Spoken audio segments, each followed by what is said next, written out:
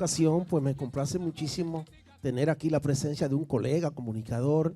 Lo es el licenciado Rafael Linares, quien es candidato a diputado por el Partido Revolucionario Dominicano y el Partido de la Liberación Dominicana, por la circunscripción número 3. Bienvenido, hermano Linares. Muchas gracias por usted recibirme en este programa. Domingo Bautista, aquellas historias de tantos años. Y Otniel, que es un gran hermano y un gran amigo.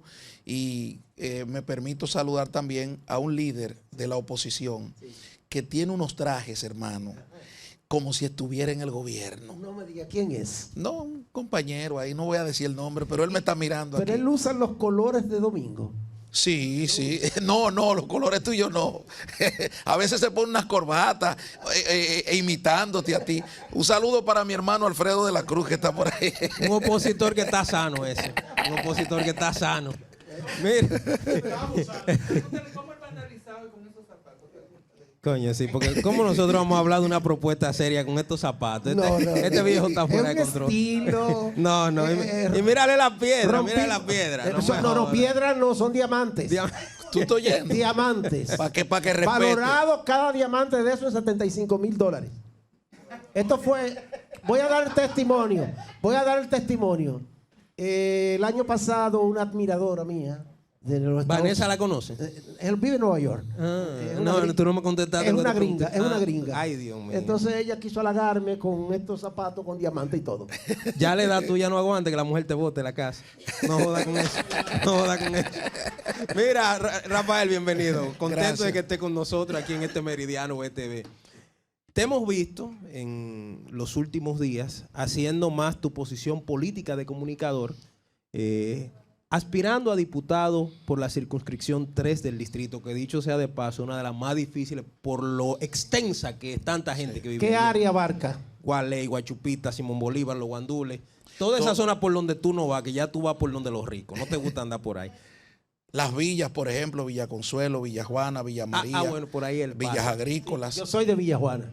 ¿Por qué Hace mucho que él no va a Villa Juana. No, ya está sano, ya. ¿Por qué la gente debería votar por ti como diputado? Mira, yo pienso que la circunscripción número 3, a pesar de lo que se piensa de ella y su gente en materia social, tiene mucho por donde explotar. Y voy a comenzar por la parte que diríamos nosotros, es una parte que muy poco la visitamos, o muy poco la visitan, porque yo soy una persona que trato de estudiar permanentemente los diferentes lugares de la circunscripción número 3. Y es toda esa parte que da al río Isabela y por ende luego al río Osama. Cuando tú te vas, por ejemplo, el Francisco J. Peinado, el puente que vas a cruzar el distrito a Villamella, ahí debajo comienza prácticamente toda la zona que da al río en la circunscripción número 3.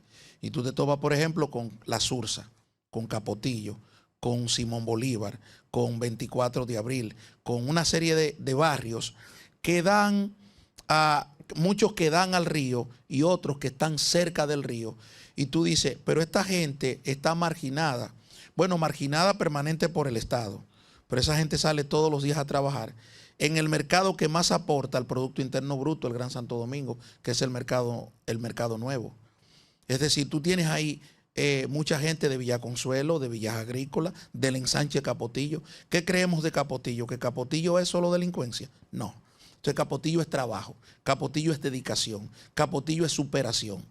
Y lógicamente que si te vas al otro extremo, te encuentras con La Ciénaga, con Los Guandules, con Gualey, y esos barrios que también naturalmente tienen otro estilo de vida comercial, vida natural, y entonces un político debe ocuparse de la realidad social de su circunscripción. Ya entonces tú tienes otros barrios como el 27 de febrero, como Guachupita, como Gualey, como Los Guandules, tienes a la Loma del Chivo, tienes a Los Pinos de Guachupita, Villa Juana, Villas Agrícolas, Villa María. Es decir, nosotros tenemos diferentes realidades. No es lo mismo un joven que vive en Villa Juana al joven que vive en Gualey. O sea, las oportunidades de desarrollo. Y nosotros como políticos estamos aspirando porque entendemos claramente lo que necesita nuestra circunscripción en un diputado. Te voy a poner en el tema de la salud. Nosotros tenemos 3 hospitales funcionando, o medio funcionando. El hospital o ciudad sanitaria Luis Eduardo Aybar, que funciona en un 30%. Tenemos el hospital Moscoso Puello y el hospital Goico, los 3 funcionando en un 30%. ¿Por qué eso? Bueno, porque el Estado Dominicano, específicamente el gobierno del presidente Abinader, no se ha preocupado por la salud de la circunscripción número 3. Y está ahí. Yo no estoy hablando de discurso. Usted va a la circunscripción número 3 y pregunta que si la gente se siente conforme con los servicios de salud que obtiene en el hospital Luis Eduardo Aybar, que obtiene en el hospital Moscoso Puello y que obtiene en el Goico, en Villa Consuelo, y el 90% te va a decir que no. ¿Por qué? Porque no tiene forma. Una cita para atender a una persona del corazón te dura 3 y 4 meses. Entonces, un legislador, ¿qué promueve? Bueno, un legislador es un fiscalizador. Es necesario ya recuperar, por ejemplo, la torre estudiantil que la tenemos, perdón, la torre estudiantil, pero la torre de la salud que la tenemos en Villa Juana. Es necesario que un diputado reclame por un verdadero centro de atención primaria en los lugares que yo te he mencionado para que la gente por cualquier problema de salud no tenga que visitar el hospital. O sea, son demasiadas cosas que nosotros tenemos pendientes que pueden ser. Y en materia de educación, por ejemplo, nosotros vimos ahora un conflicto social, porque así lo defino, en la zona colonial, donde hay un grupo de jóvenes de esos barrios que visitaron la zona colonial y promovieron desorden y promovieron una serie de cosas. Entonces yo digo, pero es que la Ciénaga está más cerca de la zona colonial. O sea, fíjate el desarrollo que nosotros tenemos en la zona colonial.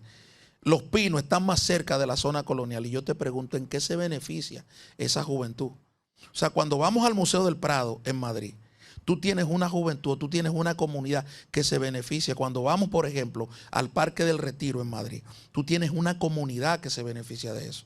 Entonces, aquí, ¿cómo un joven te recibe un desarrollo económico, tecnológico de un lado y a escasos metros tú tienes una amplia necesidad? Entonces, aquí hay que legislar por la igualdad. Por la igualdad. Y yo te digo, nosotros tenemos colaboraciones. Tenemos juventud. Eso que ustedes ven ahí es la parte que da el río Sama. Esa es la realidad de nuestra circunscripción. Pero mira cómo vive la gente. Ahí vive la gente. Es decir, en esa realidad social es que nosotros vamos a buscar los votos. La pregunta es la siguiente, Rafael. Mirando esas imágenes, uno rápidamente dice, y concatenándolo con lo que te pregunté al principio, tú quieres ser diputado por esas comunidades, pero yo te pregunto, ¿no ha tenido esas comunidades representación para que diga de alguna manera la forma de miseria en la que viven muchos de nuestros hermanos dominicanos en esa zona? Bueno, hemos tenido representantes en el Congreso, pero no hemos tenido legisladores. Porque ¿qué significa legislar? Domingo, tú concentrarte en lo que son las fuentes del derecho. ¿Qué son las fuentes del derecho? Lo que el diputado, lo que el legislador recoge en la sociedad para plasmarla en una ley. Yo te voy a poner un ejemplo. Una persona que decida caminar a pie en el 5º centenario, por ejemplo, ¿qué oportunidad tiene? O sea, ¿qué protección tiene? Primero, no tiene ni siquiera protección ambiental, porque no hay un bosquejo de arbolización de ese 5º centenario. Las cloacas, tanto de Villa Juana como del 5º centenario, como de Villa Consuelo, están en su peor momento. Y en un tiempo de lluvia, de 2 días de lluvia, usted lo siente. Pero eso lo siente Villa Consuelo, eso lo siente Villa Juana, donde pasamos todos los días. Entonces, un legislador que promueva esas soluciones en el Congreso, que le exija al director de la CA, pero venga acá, ¿y qué usted hace con mi dinero? ¿Y qué usted hace con el dinero de la circunscripción? ¿Dónde está el presupuesto para usted resolverme ese problema? Pero me voy más lejos, el plan social de la presidencia. ¿Dónde está un plan desarrollado? Señor, nosotros tenemos 317,000 electores en la circunscripción número 3. 317,000 personas que votan. Más grande que 7 provincias. Oye bien, entonces, ¿cómo va a ser posible que en esas 317,000, que esos 317,000 electores, el 1,000,000 y pico de habitantes, no tengan un representante que reclame, por ejemplo, un centro de capacitación tecnológica, no un Infotep. Yo no quiero un Infotep. Yo voy a reclamar por centro de capacitación tecnológica y las edificaciones están ahí, porque ahí están las escuelas públicas. Es tú promover a través del Ministerio de Educación que eso te lo lleven sábado y domingo para que la juventud salga. Cuando un joven, cuando una adolescente dice yo voy el sábado y el domingo a hacer un secretariado técnico actualizado con todas las de las leyes tecnológicas, te sale prácticamente la delincuencia. ¿Por qué? Porque te va a tener ocupada la semana completa, te la va a tener ocupada en programas que lo desarrolle el mismo Estado. Nada de eso se reclama. Entonces vamos a comprar, hemos tenido diputados, pero no legisladores, que lo que han ido es a comprar el voto con 500 pesos y 2 yumbos. Yo quiero que la gente se sienta orgullosa de tener un diputado en la circunscripción número 3 y estoy promoviendo eso. Que los niños, los adolescentes, cuando me vean, se sientan orgullosos, no porque soy un diputado, sino porque soy un legislador que promueve la igualdad y que promueve el desarrollo en mi circunscripción. Pues yo no tengo que promover desarrollo en otra cosa que no sea mi circunscripción como legislador. Lógico, yo puedo coincidir con un proyecto de ley erga omnes, es decir, con oposición a todo el mundo. Pero lo que yo tengo que legislar es a favor de mi circunscripción. Tengo una inquietud a propósito de tu candidatura, que está identificada con el PRD y el PLD, y se entiende que hay una alianza donde participa la Fuerza del Pueblo. ¿Qué explicación tiene esto? Mira, tú sabes que en materia senatorial y en materia de diputación, la ley establece diferentes mecanismos de alianza. Eso se va a ver en los próximos días porque ya están finalizando lo que es el proceso y cuadre de las alianzas, que mucha gente del gobierno dice que la alianza tiene problemas. Todas las alianzas van a tener problemas porque si tú tienes 10 candidatos y yo tengo 10, hay que ponerlo de acuerdo a los 10. Entonces, ahí va a surgir un problema, es natural. Entonces, eso como que... Entonces, ¿qué pasa? En materia senatorial, nosotros podemos pactar los 3 partidos y apoyar a un candidato. En este caso, yo he promovido una alianza estratégica donde se lleve el candidato que más posibilidades tenga de los 3. Y todo parece indicar que será Omar Fernández. En materia de diputación, la ley solo permite que en una provincia, que es el distrito, por ejemplo, que se marca como provincia, se haga una alianza entre 2 partidos. No la podemos hacer fraccionada entre los 3. Entonces, por eso, en algunas otras provincias, el PRD pactará con la Fuerza del Pueblo, en el distrito va a pactar con el PLD y así sucesivamente. Pero en materia senatorial, ya nosotros estamos claros con eso. ¿Qué tú le dices a los que nos están mirando y que se ha trabajado mucho en el electorado de que el PRD está desfasado, de que murió? De hecho, hay un discurso famoso de que el PRD es un 1% y que ya no va para parte. ¿Cuál es el posicionamiento del partido después de todas estas luchas fratricidas que ha habido? Mira, yo te puedo hablar desde el 2020 a la fecha, porque a mí nadie me puede teorizar sobre el tema PRD.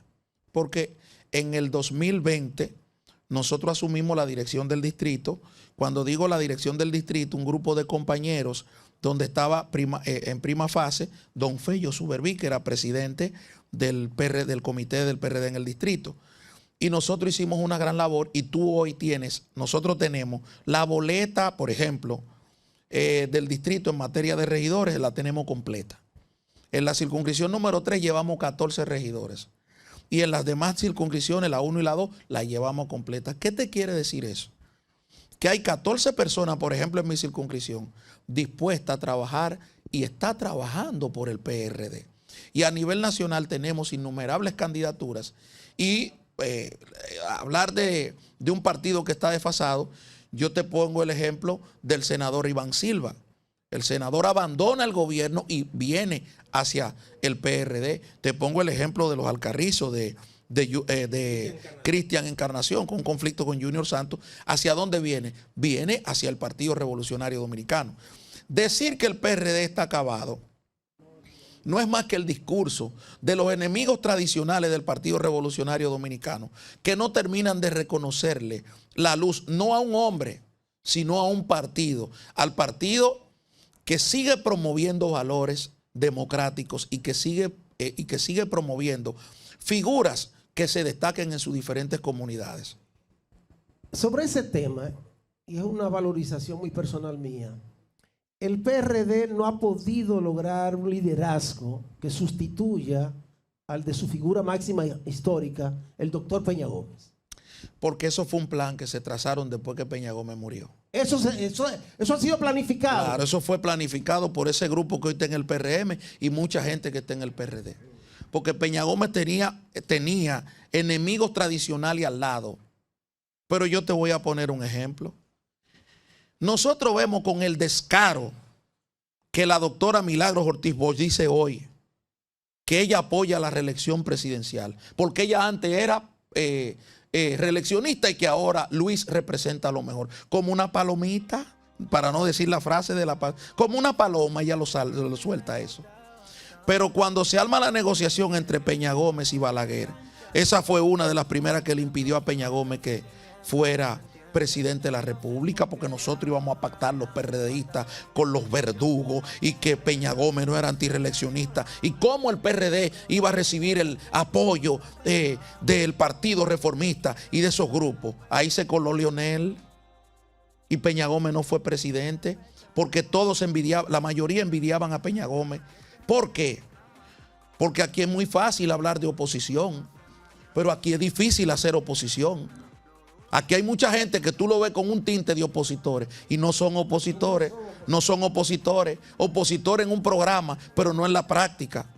Entonces, aquí tuvimos sectores que se preocuparon porque no existiera un segundo Peña Gómez. Lógico, guardando la distancia, Peña Gómez nadie lo supera, ese pragmatismo, pero ese poder de convocatoria, esa práctica sistemática de hacer un partido capaz de opinar de cualquier tema. Yo tengo mis diferencias en el PRD, por ejemplo. Yo creo que el PRD debe estar presente en la mayoría de los temas naturales, no solo en la cabeza de Miguel Vargas, sino en la cabeza de la Secretaría General, Secretaría de Organización y la mayoría de organismos que funcionen. Ahora, eso no quiere decir que el PRD no tenga una línea programática de trabajo sistemático. ¿Quiénes fueron los responsables, Linares, de destruir un instrumento desde el año 1939 activo en todo, que produjo presidente, que produjo oposición, que produjo cambios democráticos en la República Dominicana, como es el PRD?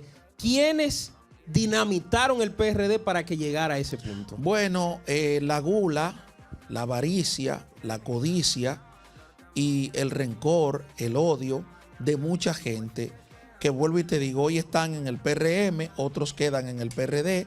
Y entonces entendieron que ese no era un partido, sino que era una empresa donde tú tenías el 10% de las acciones, tú tenías un 15%, yo tenía un 10%, y entonces todo el mundo se fajó aquí a buscar sus intereses. Todos, porque yo lo conozco a todos en el PRD, porque yo solamente he tenido una militancia heredada de mi padre. Entonces yo te digo, el PRD puede ser un instrumento y debe ser un instrumento de la democracia. Y hay jóvenes valiosos y también personas de edad valiosa que están dispuestos a hacerlo. Y nosotros lo hemos hecho. Y tú verás que el PRD, en estas elecciones del 2024, iniciando conmigo cuando yo arribe al Congreso de la República, nosotros vamos a tener representación en todos los lugares, porque el partido está ahí. Y la promoción de ese partido no es negativa, sino hay una promoción positiva. Lógico, tú tienes que pararte y defenderla. Bueno, agradecemos a nuestro amigo y hermano el licenciado Rafael Linares su presencia con nosotros en el Meridiano BTV y comprometido también a que próximamente nos visite de nuevo. Gracias a ustedes, gracias a su público y de verdad que a la población, a la circunscripción número 3, ustedes tienen la oportunidad de concentrar su voto. Y lógicamente tienen una gran oportunidad de ponerle el sentido de la historia y la memoria a su voto en estas elecciones. Continuamos con el Meridiano BTV, Canal 32.